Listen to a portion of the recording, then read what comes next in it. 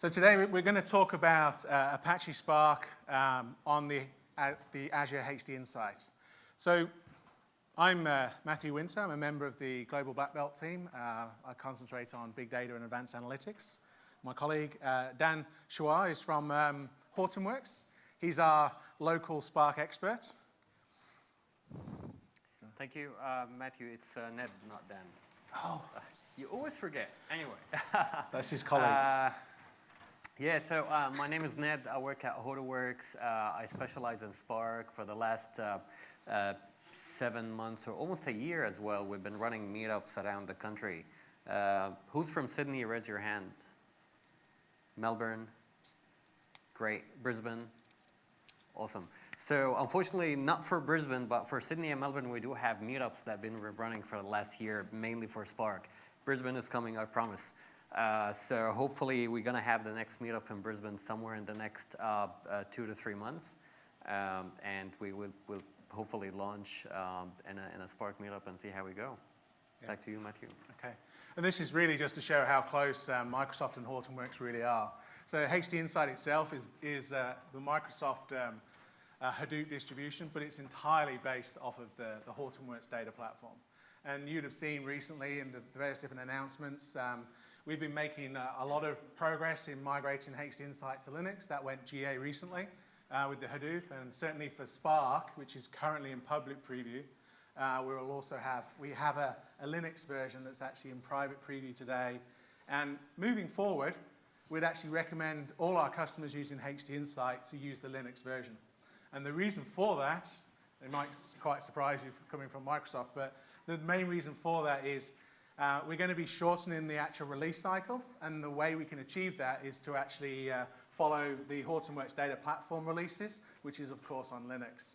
And so the idea being is that within 90 days of each release, we'll actually have that out in at least a public preview or release on HDInsight as well. So just quickly, how many in the audience is actually using HDInsight today? I got one hand. Anyone using Spark? Is it on-prem or in the cloud? Amazon or Microsoft? Okay. We'll see if we can persuade you to move that across to Azure. So essentially, to create a Spark instance, it really is as simple as what this slide shows. It is, you go to the actual, either the management portal or the actual new preview portal, and you're able to spin up a Spark instance. Minimum size at the moment is 4 data nodes. And as I said, you can spin that up in Windows. It's Spark 1.2.1 today. And the Linux version is actually a slightly newer release of Spark. Now, the other benefit of actually using the Azure version of Spark, or at least the instance of Spark, is the fact that it actually is fully integrated with the rest of the Azure ecosystem. And so we see an example here. A lot of people use Spark for the streaming capabilities, and you can integrate that directly into things like Event Hub. So if you wanted to use some of the stream analytics in combination with the Spark streaming, you can actually do that via the use of the Azure Event Hub. And in addition to that, visualization, yes, there's true open source methods of doing visualizations, and I know that Ned is actually going to show you some examples of that later, but you can integrate Power BI as well, and actually use Power BI for the visualizations.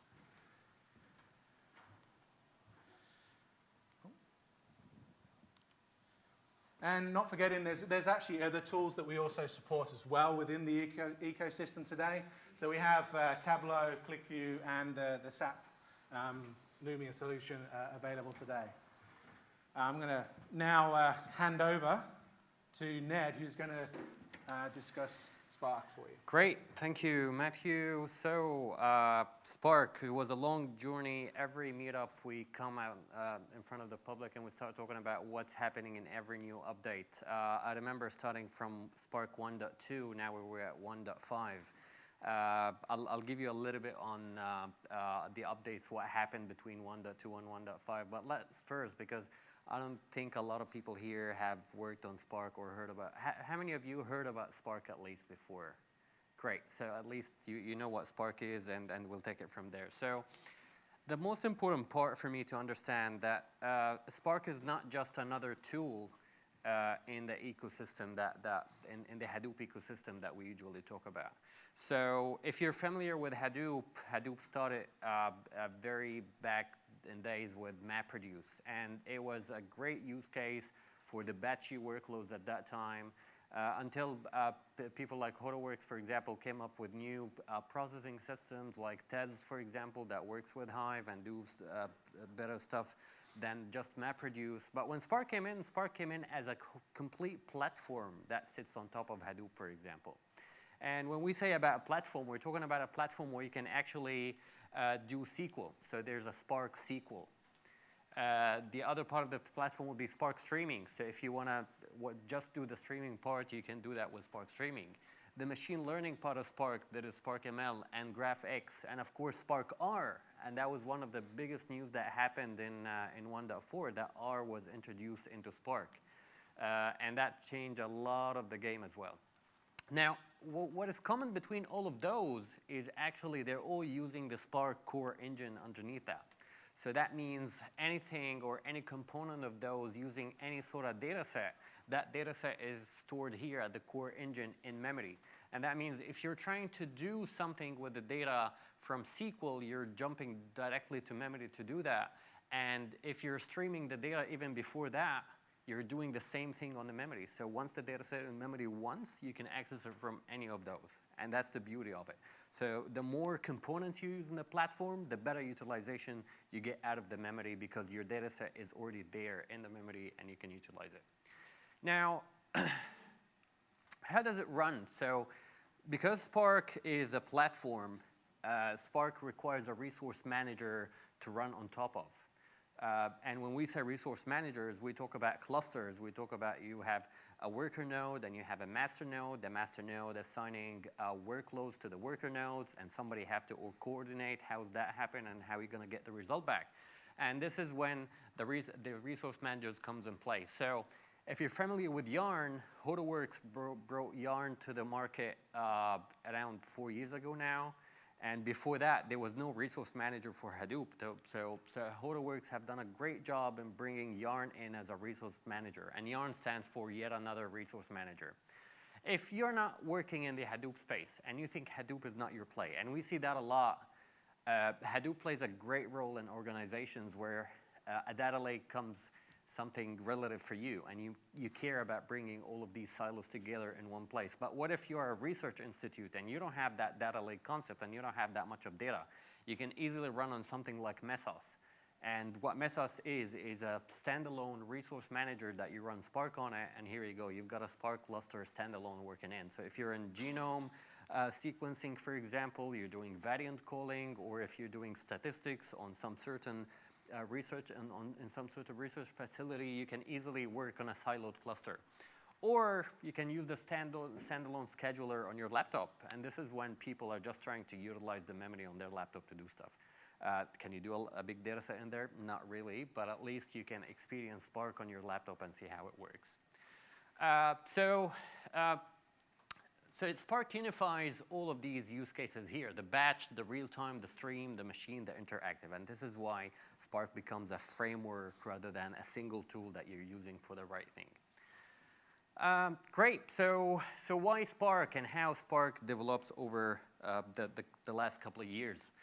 First of all, performance. Spark came with a completely new way of doing stuff. And when we were in the Hadoop world, we were trying to use the memory as much as we can, but Spark came in and said, I'm going to do everything in memory. And that changed the whole concept, especially in Hadoop when you're having clusters, let's say 100-node cluster, 64 gig of RAM in each node. This is a lot of aggregated memory that I can use. And this is where Spark can go in and use that unused memory in your cluster most of the time, and you can do a lot of stuff on. Developer productivity. One of the Spark main targets for 2015 was enriching the API content for the third-party apps. So whether you're Power BI, whether you're using Tableau, whether you're using A lot of these Parquet data sets, any sort of APIs out there, and you want to connect it to it, you can have a JDBC driver. You can have an ODBC connectivity. So it makes it more publicly reachable, and you don't have to be a complete coder in order to get to use Spark. You can be a normal BI consultant, and you can use Spark in the same way you're working with any other database. Unified engine, and this is when we talked about how we're actually bringing the streaming part with the SQL part with everything together. But even as a SQL use case only, I go a lot to organizations where they say, oh, we have this massive data warehouse and we have Hadoop, but they have to live together all the time. And we need to do a federated query. And this is a big topic that always shows up.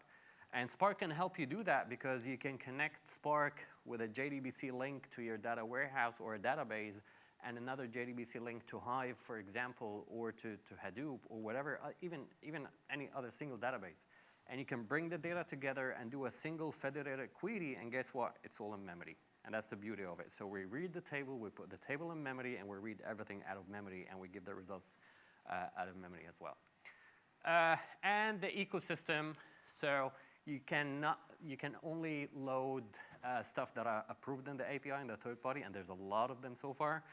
So the most common thing that people use is something like HDFS. So if you have a file sitting in HDFS right now, and if you visit me in the stand later on with Microsoft, we're showing an unstructured data use case and how the files are ended up in HDFS and how Spark actually can do stuff with it as well. On an RDMS, so your data could live on a database, your data could live in S3, in Hive, Cassandra, or MongoDB, and all runs on top Apache Yarn, of course. And we can bring the data from all of them, put them in memory, and do whatever coordination between them. Great. So why a unified platform? Again, talking about the data lake concept. You have a data set. That data set is sitting somewhere. You have a BI team, you've got a data science team, you've got other kind of teams who need to access this data. You've got different skills in the organization. You have people with Java skills, people with Python skills, people with SQL skills. So how are we going to access all the data from one place? This is where Spark comes in, because Spark gives you an ability to work any language into that data. So you can have a single data set, and you can have a line coming from Python and Scala and R and SQL, of course. So you don't have to copy and multiplex the data multiple times for different teams and different skill set to use that. So this is another very important part of it. Spark works with something called RDDs. So the RDDs is mainly the data set, the resilient distributed data set. So whenever we're reading a data set, Spark converts it into an RDD and puts it in memory. And this is how all the Spark component accesses the data set.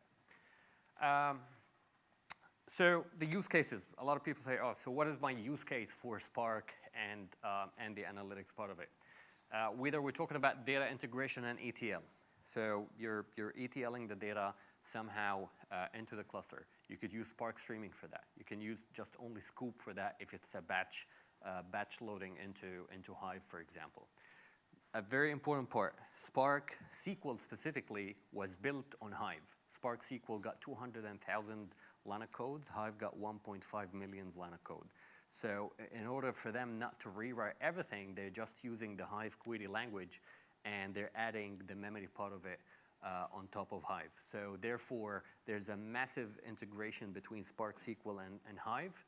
And if you have a Hive database, the meta store is actually shared between Spark SQL and Hive. So data integration and ETL, it comes, the cleansing, the combining of the data, Spark streaming can take care of that. Interactive analytics, this is when you're actually doing the SQL queries and you're doing data discovery, let's say. And you want to have a fast access to the data, and that happens in memory as well.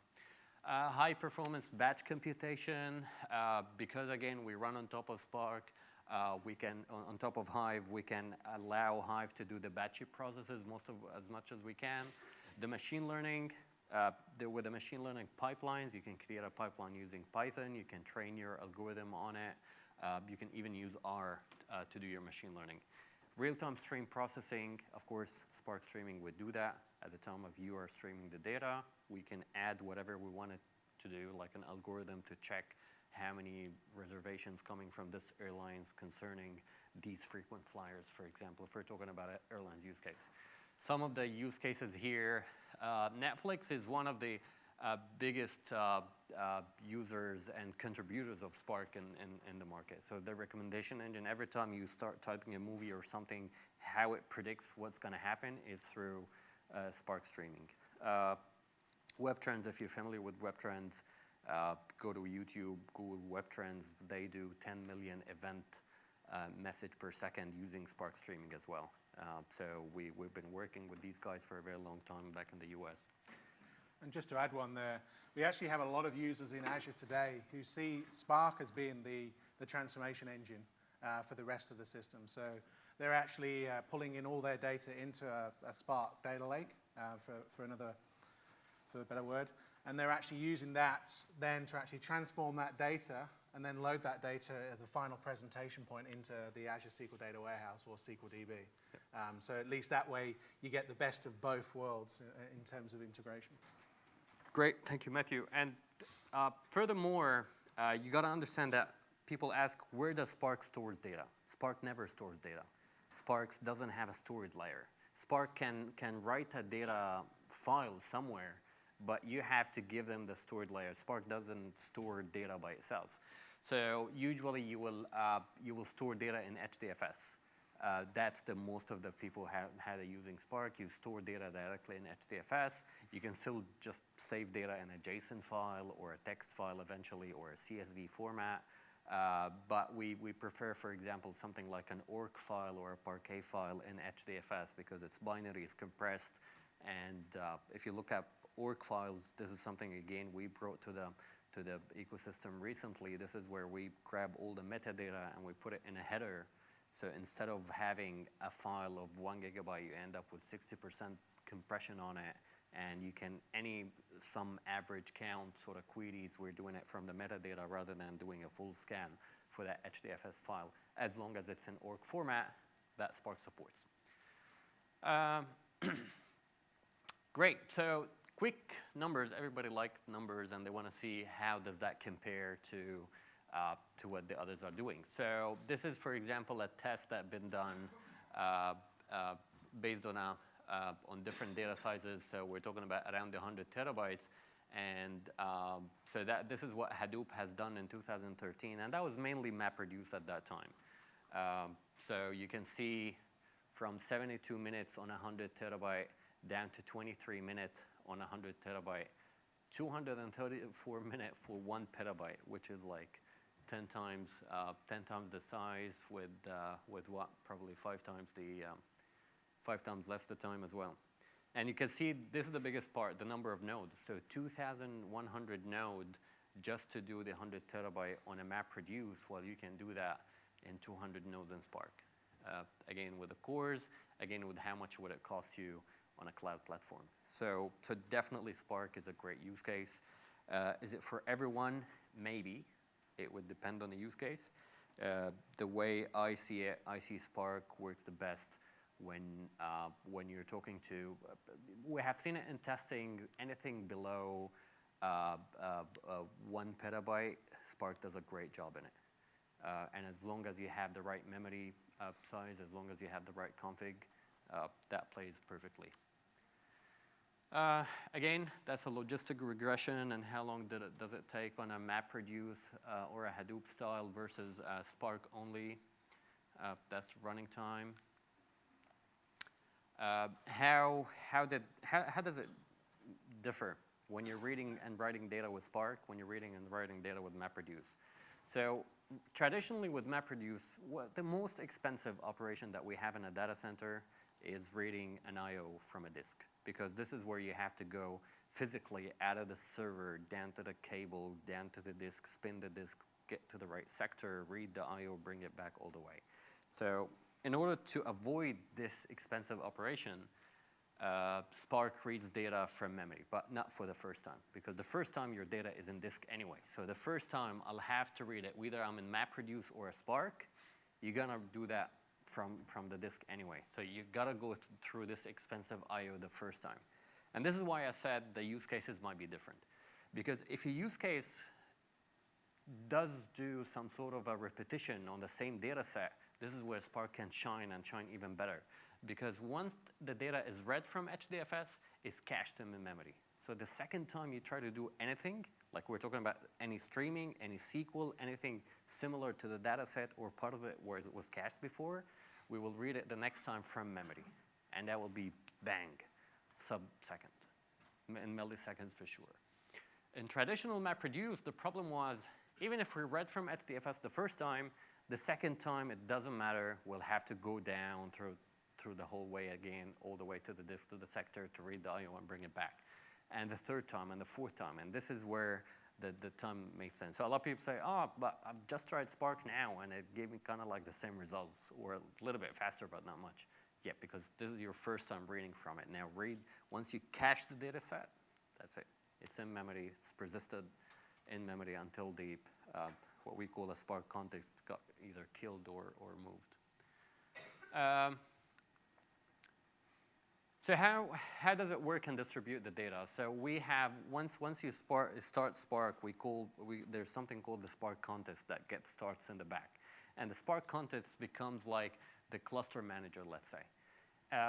And whenever you have a job for Spark to do, the first thing Spark does is allocate that task to different worker nodes. And the data, every worker node will read the first time the data from the disk, but the second time, every data set for every worker node will be cached in the local memory for every worker node.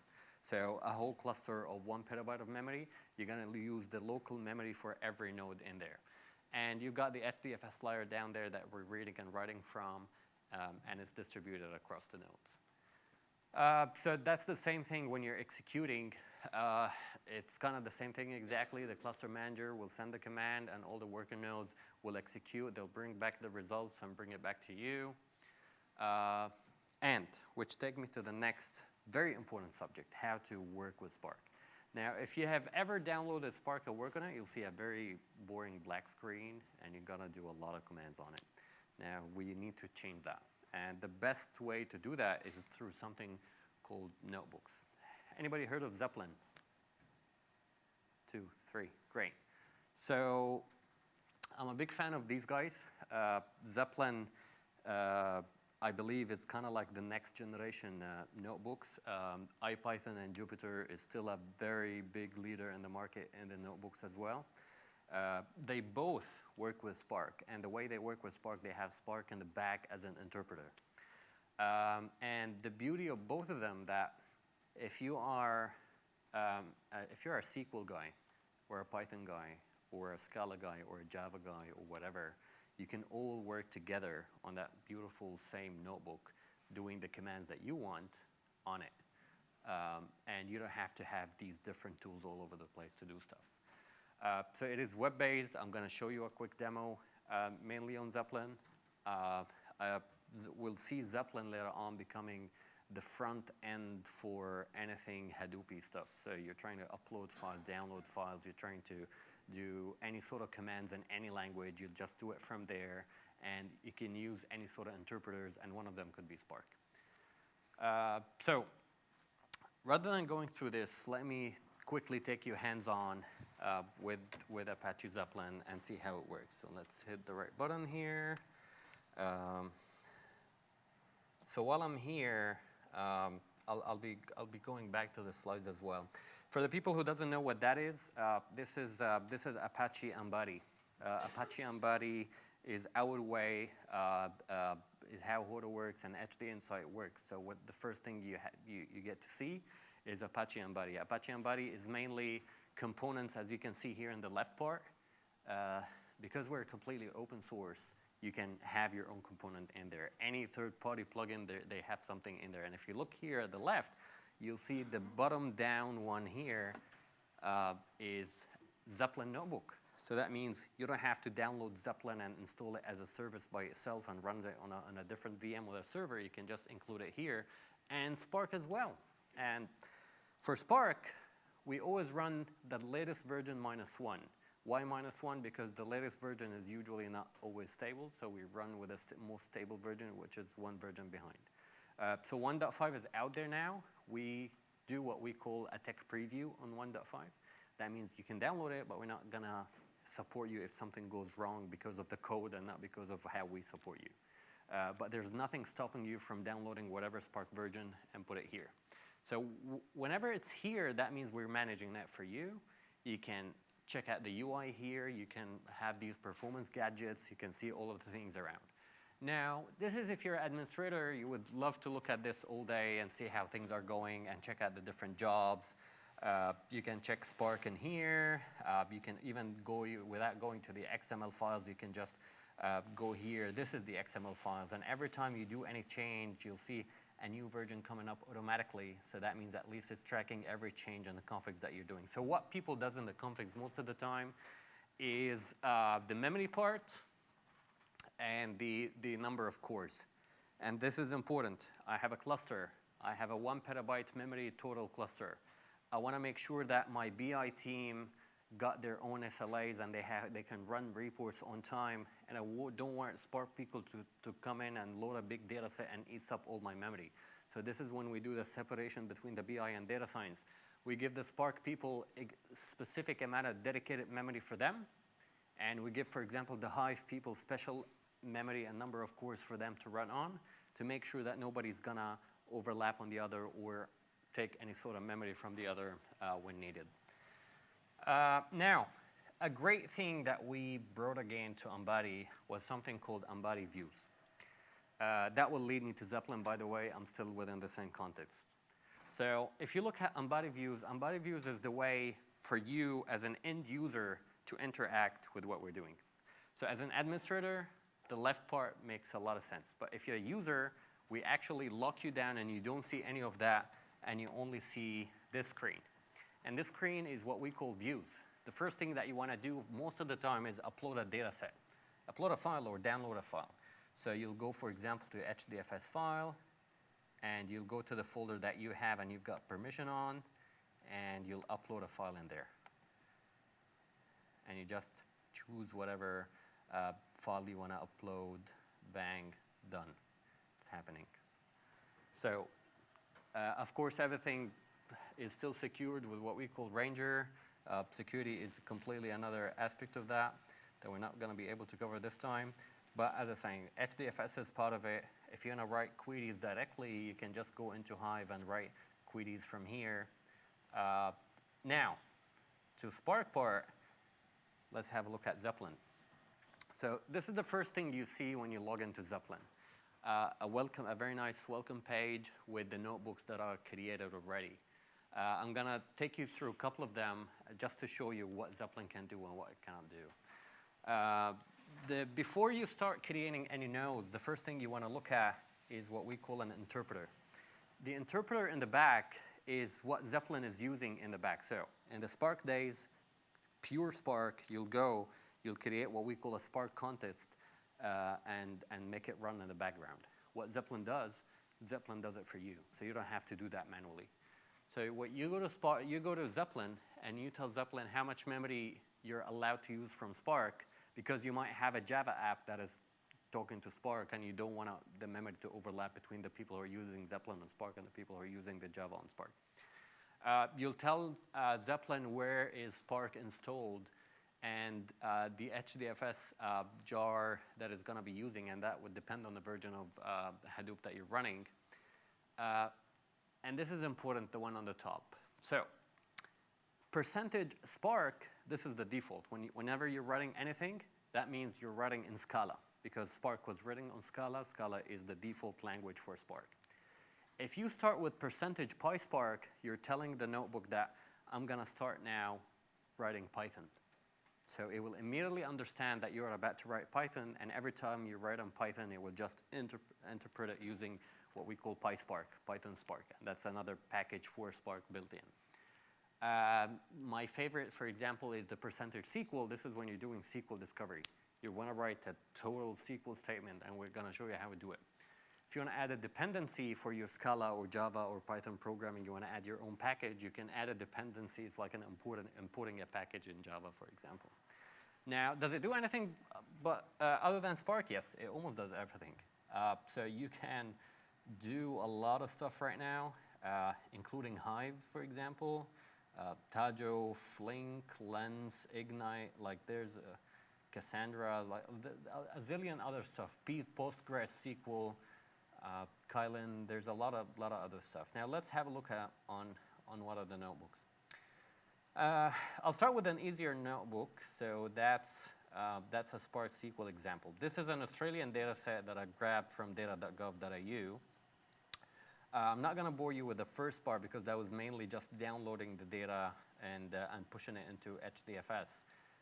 But let's have a look at the things that we can look at here. So I'm not sure if you can read that, but what I'm doing here, I'm grabbing a CSV file and I'm just doing a count, and all of that is Scala. So I'm just trying to show to the Scala people that you can easily write Scala language in here. We work with something called data frame that we're going to get into a little bit. What I'm trying to show that we're grabbing a CSV file. The CSV file is how much the Australian government pays for healthcare expenditure around the country every year. So they have it on data.gov.au. It's on a big CSV file. Downloaded the file, and we try to convert it. We're telling Spark that this CSV file consists of these columns over here, and I'm just defining the type of every column. So I've been a little bit lazy, so I've done everything as a string. It's usually you put it as a date and stuff like that, but just to show you what I'm doing here. And you create something called the table. So when you create a table, and this is when we said there's no storage layer because the table is not written anywhere. You're registering the table, so every time you're reading from that table, the table is in memory. So that CSV file goes to memory, and you start reading the data directly from memory. So what I'm doing here, once I have what I call the health table here, which as you can see, it's uncommented here, health.register temp table, health tables, that means I have now a table called health table, and I can do any SQL query on it. So let's have a look on my first SQL query on that notebook. I'll zoom that a little bit. So that was a normal SQL statement. The state sum by thousands, spending on billions, group it by state, and this is what we get. Now, this is the cool visualization part that you get out of Zeppelin. You can get it tabular as you usually would do. You can just change it to any way of visualization that you want. The same thing, it keeps going on and on with the different kind of things that you're trying to show. And the beautiful thing, once you create a story out of notebook, especially with the data and how the data is generated, you can convert that into a report. So you can go all the way up and you can say, okay, I don't want to show it as a notebook anymore. I want to show it as a report. And that becomes a report that you can just print out and send it to somebody. You can export it into HTML as well. So there's a lot of cool things that you can do out of it.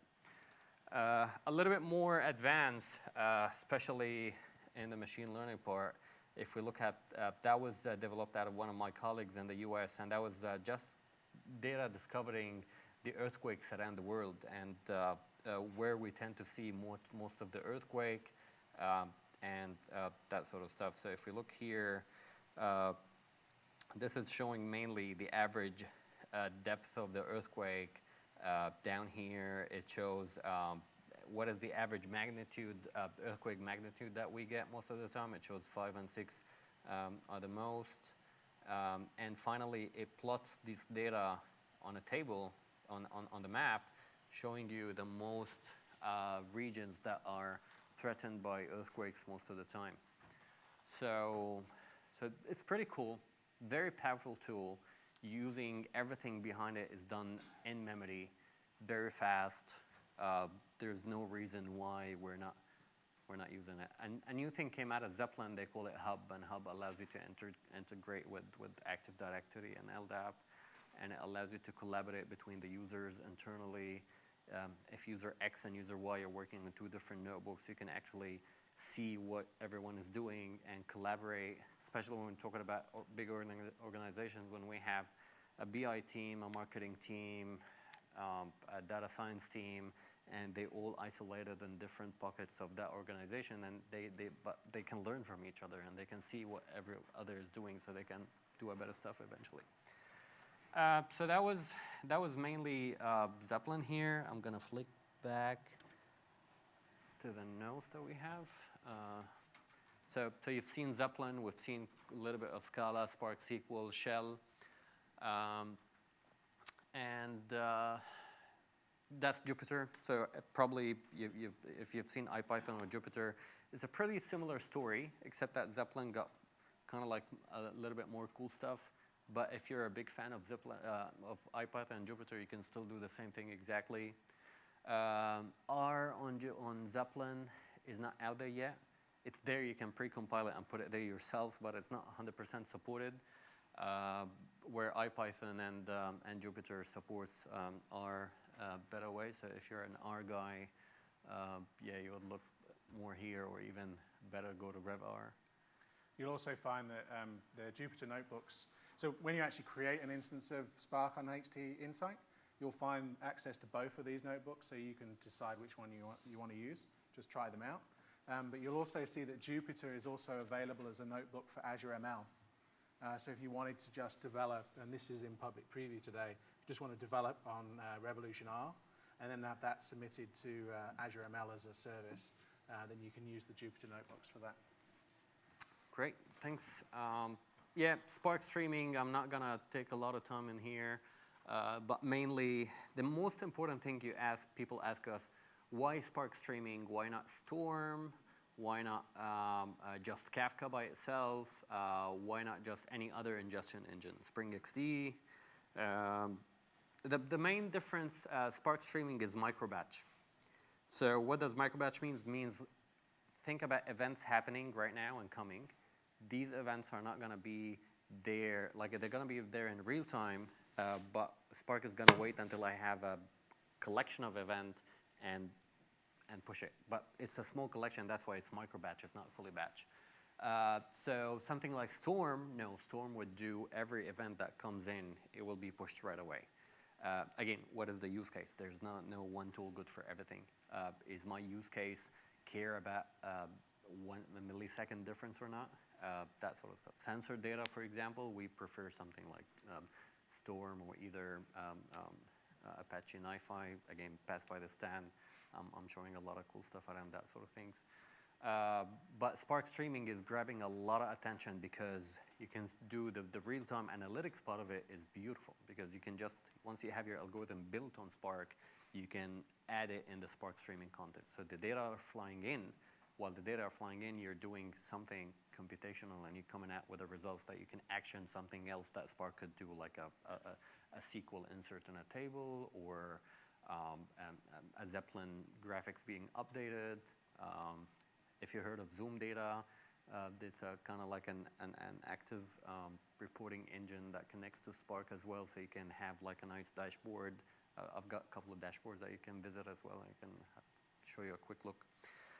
But yeah, so Spark, a lot of people use Spark streaming, whether you're doing PCAP capturing, packet capturing for network monitoring, you're connecting all your logs somewhere, intelligence, surveillance, fraud, e-commerce. So everything that has sort of data that could be streamed, you can definitely use Spark streaming for that. Spark streaming integrates with a message queue. The biggest changes in Spark streaming in 1.5, for example, that Spark never had what we call a back pressure. That means if you started loading a lot of data in the back of Spark streaming, you start like losing stuff because you're not able to push the data as they're coming as soon as possible. And therefore, the only way to control that is using something like Kafka, for example, where Kafka becomes the message queue. We bring all the events, we make sure that Kafka is having all the events in memory first, and then Kafka is pushing the right amount of data to Spark streaming in order for Spark streaming to process it. A cool thing happened in 1.5, Spark streaming introduced what we call a back pressure. That means Spark streaming nodes can have their memory part could save that data rather than losing that data. But right now, we still prefer using it with Kafka. Spark got something called the direct API with Kafka that we work with, and you can choose whatever that data will be ended up, whether it's HDFS, database, dashboard, or even a lookup. Spark streaming works with something called a D-stream, so every micro batch message that passed by microbatch, set that passed by, we call it a D stream, and this is how it passes by. And yeah, any question on Spark streaming specifically? Because all good. Spark SQL. So this one over here. Yep.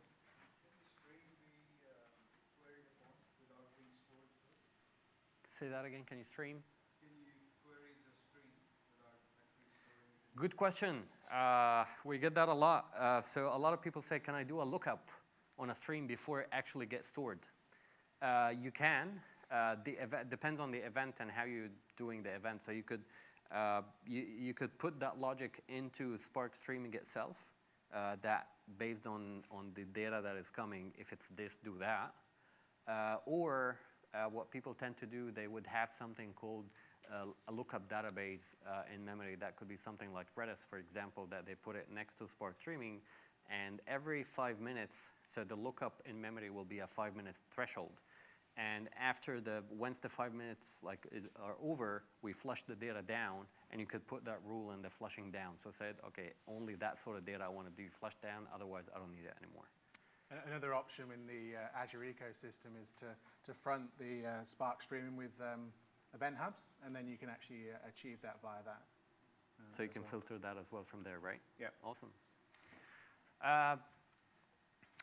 Yeah, so the SQL part is kind of like what a lot of people ask about all the time, because there's a lot of SQL engineers and a lot of companies, and they're seeing how can they expand the knowledge on new stuff. Now, the cool thing and the good news that you can currently do all of that. That means, and the biggest one is JDBC.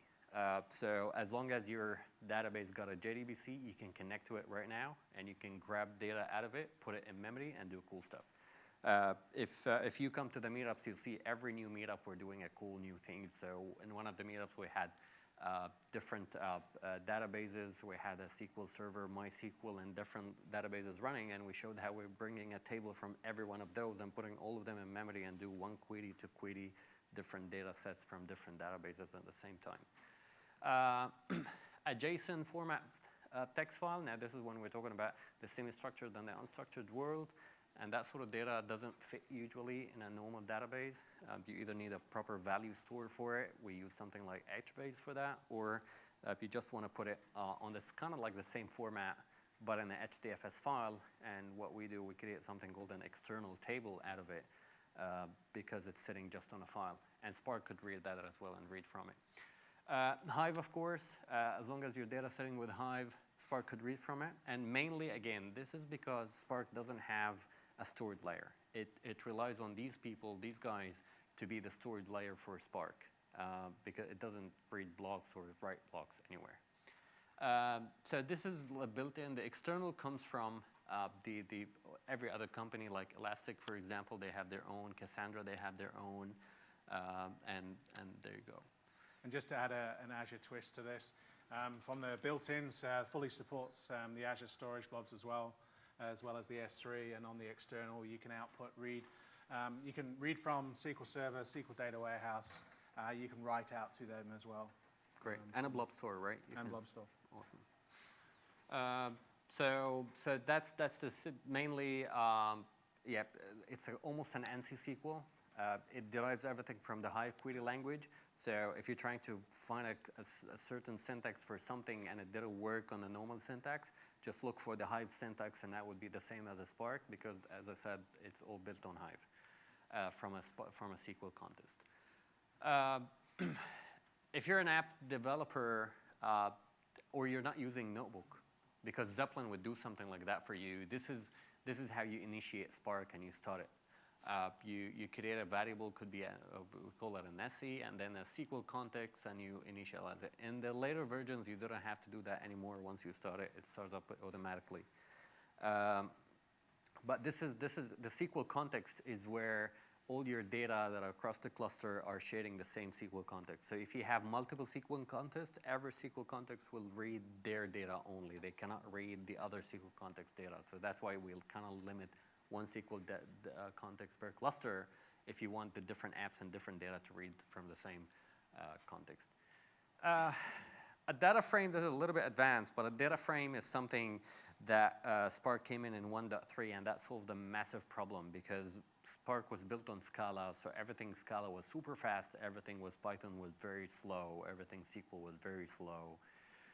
So the way Spark solved that was bringing something called a data frame. If you know Python or R, you probably know what a data frame is already. But if you don't, think about a data frame as a table. It's just bringing any sort of structured or semi-structured data and putting it into a table format, and it's reading back from it. From our perspective, the only thing that we do is just we convert whatever data we bring to a data frame, and that happens, again, depending on what you're trying to do and where you're trying to do it. So that becomes a pretty tabular format, easier to read, columnar because most of the time you're trying to read certain columns, you're not trying to read everything at once. Again, more code on how to create the data frames. If you're code savvy, you'll understand that immediately. So what we're doing here, we're creating a value called df, and we're bringing a JSON file that is sitting somewhere. And as I said, that could be an HDFS file, that could be a file that my Spark streaming dropped in my HDFS right now, and I'm gonna go back and read it. Or you can read it from a Hive table. So you already have that Hive table from the batch that happened overnight from a SQL server, and you want to read it. You have a Parquet file. We always talk again, Parquet, Orc, Avro. These are the 3 different binary files that sits on Hadoop, because the last thing you want is just to put a clear text file in there, not optimized, not fast, not compressed. To be fully supported with HortonWorks and to have the best support out of it, we usually recommend org files. And if you just want to connect to a JDBC, to a database, you just load a JDBC. The URL depends on the database string connection that you should have. So pretty simple. We're loading from 4 different sources, no hassle, 1 line, and that's it. So even if you don't have Scala knowledge, it doesn't matter. Even if you're only a SQL person, this is not a showstopper, because this is the only line that you'll be writing in. And you can copy it and paste it, and once you have it, like, this is the only line that you need to know, and the rest can actually happen through SQL. So you only need to know how you can connect to the database or how to connect to the table you want.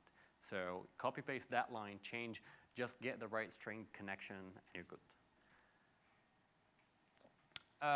So again, more on the data frames and comparing them to the RDDs. Spark would suggest or probably recommend that you run everything on a data frame whenever possible, rather than a clear RDD as we used to do in the past, mainly because the data frames are much faster. This is more on how does it happen. So you get a JSON file, you convert it to a data frame, then we register it as a table. Until now, we didn't. So this is my source, and I haven't written anything here yet. And everything here is just presentation. So this is when we say, again, why we don't have a storage layer, because we're writing here and we're showing you the data here. You can save the results manually. There's a command called df.save to CSV file or a JSON file or whatever file that you want. Again, that's simple code just to show it. It's actually 3 lines. It looks more, but it's mainly 3 lines. You're loading a JSON file. You're registering the JSON file as a table. So we're converting a semi-structured file into a database file or a table file. And I'm doing a select. And I'm doing a select from Scala, not from SQL. You could do a SQL directly. You can just write this directly if you're using the Spark SQL context mainly. So I'm thinking that because of the time, did you want to move to your demo? So we kind of showed the demo. No, you said you had a machine learning demo.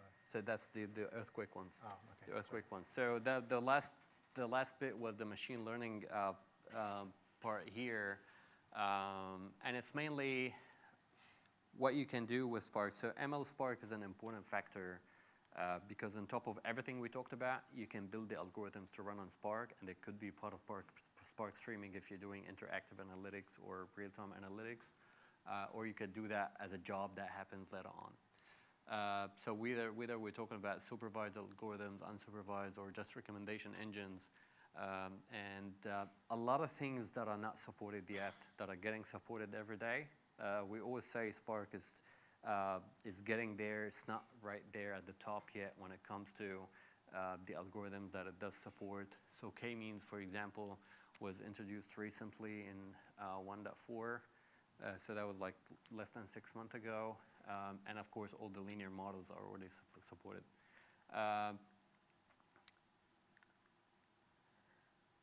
This is a use case on a data set based on the movies user rating. I'm not going to go deep in that, but it's just mainly showing you how we're building an algorithm, kind of like a recommendation engine based on the user rating for specific movies. So it follows the same kind of principles as like Azure Machine Learning. You have to train the model first before you can then make use of that. And you see on the next slide, we got an example there of actually how you actually train the model within Spark, that specific movie recommendations. Now it's pretty straightforward code. There's what?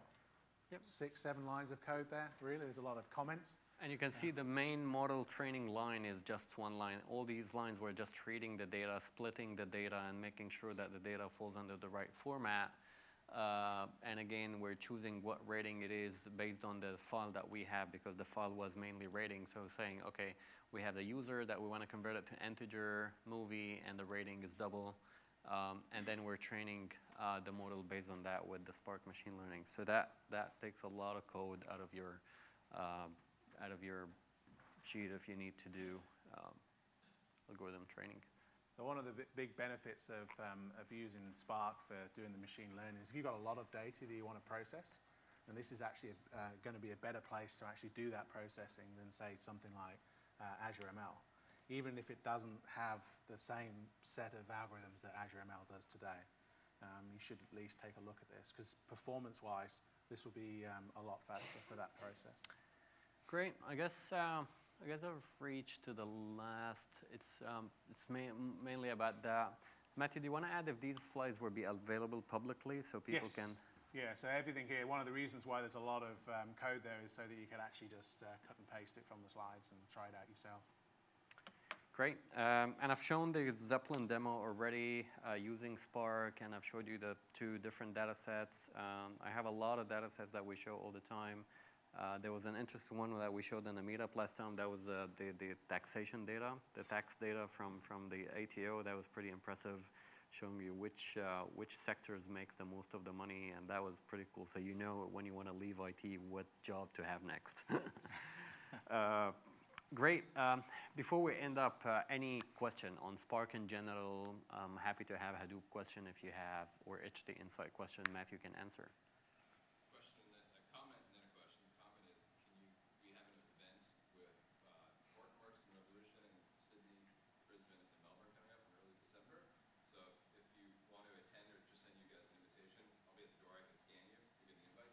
So just to repeat that, there's going to be an event between Microsoft and Hortonworks in Melbourne, Sydney, and Brisbane early December. Revolution also. The Revolution team will be available as well as part of that. Great. So that invites will be sent out to people, right? Yeah, I'll just scan you. I have the scanner with me, or you can come by the SQL booth down on the showcase area. Great. And my question, in the machine learning area, there's so many choices now. Revolution obviously being my preferred choice, being an educator now. Why would you choose Spark? Because it looks like it doesn't support R right now. Revolution, Google announced their own framework. We just open sourced a framework. There's kind of a plethora of choices. Great. Yeah, that's a big question. A lot of people ask it. So R is supported on Spark. You can run R on Spark starting 1.4, but there's a lot of algorithms that are not yet supported. So this is where if you're running production stuff right now with R and you require fully blown R functionality, RevR is the way to go. I don't think there's, especially if you're talking about productionizing it and clustering and running the whole thing. Spark is not there yet with the R. It's getting there. Just to add that, so 1.4 is actually not available yet on the Azure version of Spark. So that's coming soon. So we're currently at 1.2.1. Great. So yeah, that's the main difference. So people would still probably choose RevR when they need a fully blown capability of R. They can get part of it in Spark right now, but not the full thing. If you think about it from the Microsoft kind of Azure ecosystem, there's now at least 6, 7 different places where you can actually do machine learning, or at least moving forward. So Azure ML being one of them. You've got the Jupyter notebooks that's now attached with it, where you can actually do pure R code. You've got you could spin up a Revolution R Enterprise Edition VM within Azure, so it's actually in the marketplace if you want to try it out. It's available there. You've got the full the graphical interface as well to actually make use of if you use the Windows version, not the Linux version. On top of that, there's the Azure Data Lake Azure Data Lake Analytics, which contains the ability to embed machine learning code as well, but that's from a .NET angle. So if you've got any .NET machine learning algorithms you want to make use of, then the Data Lake Analytics can use them. Obviously, Spark ML, SQL Server, obviously is now with 2016 going to be embedding the Revolution R capabilities. In the future, you'll have that within SQL DB and SQL Data Warehouse as well. So there's lots of different places you can actually make use of machine learning now, because we see that as being probably the top question that customers ask, where to do their predictive analytics, and pretty much the answer is everywhere. Yeah. Great. Thank you for the question. Any other questions? Okay. Great. Thank you. Thanks for coming. Thank you.